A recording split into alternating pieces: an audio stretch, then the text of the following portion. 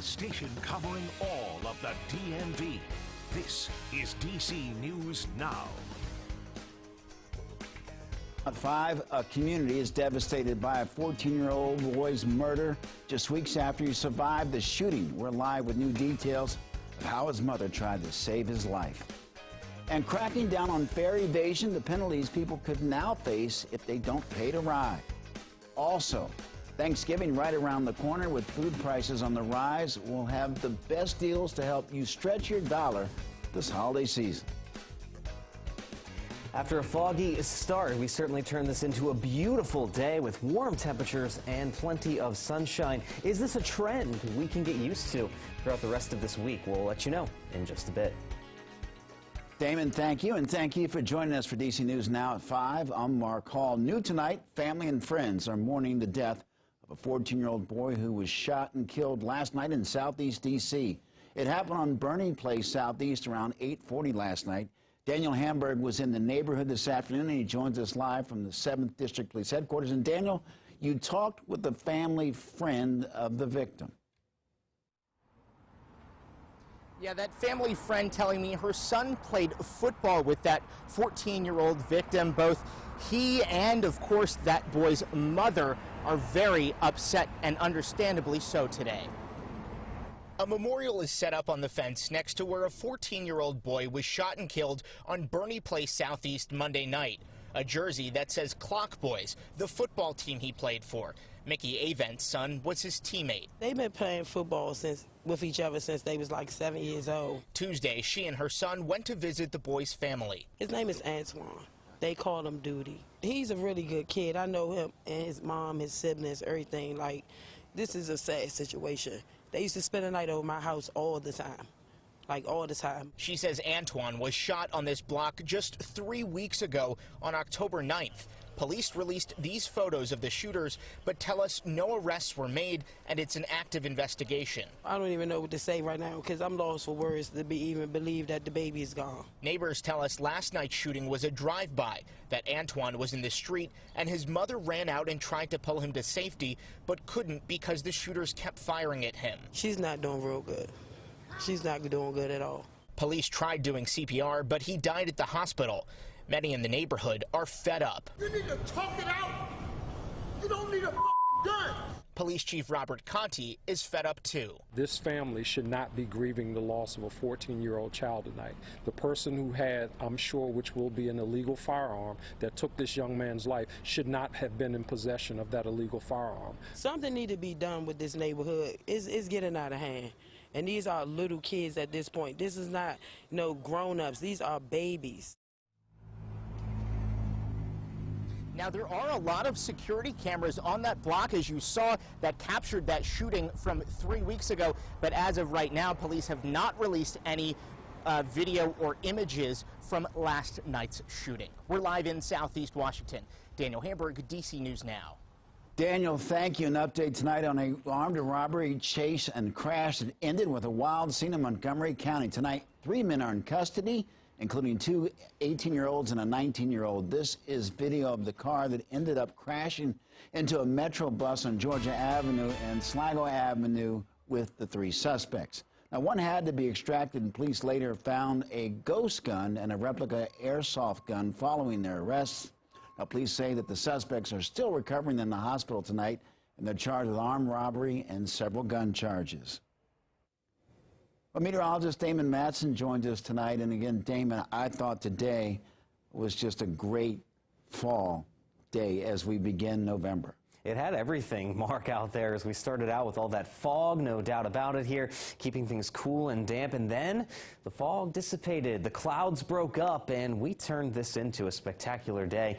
Feeling pretty warm out there this afternoon as well. There's a good look at that satellite picture as we start to get closer to sunset. Yes, we did have another wave of clouds develop and stick with us through the afternoon, scattered about the area, but there was plenty of breaks in those clouds that allowed for that sunshine to be a little bit more prevalent throughout the entire area, with the one exception being across western Maryland and West Virginia, where under a northwest wind, those clouds just continue to stream in at those higher elevations. But a wider view on the satellite and radar picture shows just how quiet it has become. The last bit of that storm system that brought rainfall yesterday is well off the east coast now, and there is nothing else behind it here as we start quite a dry stretch over the next several days. And not only is it going to be dry, but look at those temperatures again. We're talking the first day of November. We were able to jump those temperatures into the upper 60s and in many spots closer to the middle 70s. D.C. right now at 74 degrees. And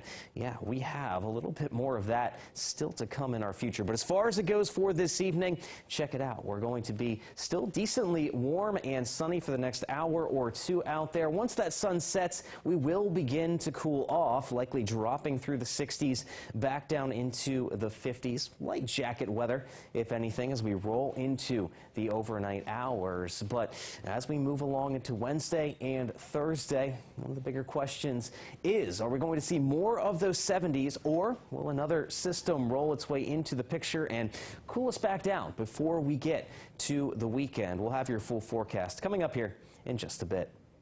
Damon, thank you. Montgomery County has a new assistant police chief. Assistant Chief Nicholas Augustine has been with the department since 2002, most recently serving as captain. Augustine grew up in Montgomery County. In fact, his own dad was part of the force for more than 2 decades. Outside of work, Augustine volunteers as an EMT. He also serves on Maryland's Commission on LGBTQ+ affairs. He recently attended UVA for his second master's degree in public safety. The U.S. Attorney's Office expects to drop dozens of felony cases in the District of Columbia. It comes in wake of an ongoing investigation into officer misconduct. According to the police chief, Robert Conti, 7 police officers were placed on administrative duty in September after body camera footage revealed 2 officers confiscating illegal guns but not making an arrest.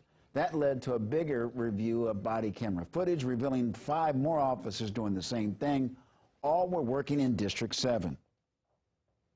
In a statement, a spokesperson for the U.S. Attorney's Office said, when our office learned of the 7D crime suppression team investigation, we began a case-specific assessment of impacted pending cases. Our review is ongoing, but at this point, we expect to dismiss dozens of gun and drug possession cases. Well, new tonight, the Montgomery County Council passed a resolution to fight anti-Semitism. Council members agreed to the definition of the term, which includes harassment of Jewish people, but the council did not, as far as criticism or actions of policies from the Israeli government, is not included in its definition of anti-Semitism. The council says the definition is an educational tool that reaffirms the county's pledge against religious hate. I stand firmly with the Jewish community and unequivocally against anti-Semitism. The recent rise in anti-Semitic attacks and violence and language is troubling and unacceptable. And 10% of Montgomery County residents are Jewish. Members of the council said that they felt the resolution was urgently needed because of a rise in anti-Semitism. Tonight, the search is on for a murder suspect following a deadly shooting at an apartment building in the Bailey's Crossroad neighborhood in Fairfax County. A warrant was issued on Monday 28-year-old Phil Asser Darkwa, who is wanted for second-degree murder, use of a firearm in the commission of a felony, and more. Police say that Darkwa was caught on camera running Sunday evening from a third-floor apartment in the 5500 block of Seminary Road following 26-year-old Ahmad Himo's murder. Detectives believe that he pulled the trigger. Fairfax County Crime Solvers is offering $100,000 to any anonymous tipsters who can provide information about his whereabouts. And if you haven't played the Powerball, you still got a shot at $1 billion. No lottery players won the jackpot prize on Halloween after another drawing passed without a winner. No winner means the next drawing will be for about $1.2 billion. Well, the drawing will be held tomorrow, and lottery jackpots of this magnitude have become more common recently as officials have adjusted game rules to boost sales. In August, Powerball added an additional drawing day, making the prize pool grow faster.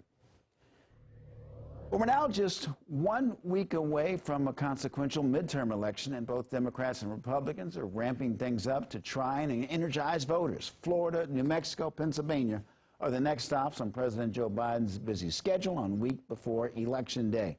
Meanwhile, Keith Schipper with the Republican National Committee says voters are fed up with the record high inflation and is confident Republicans are poised to take back control of the House next week.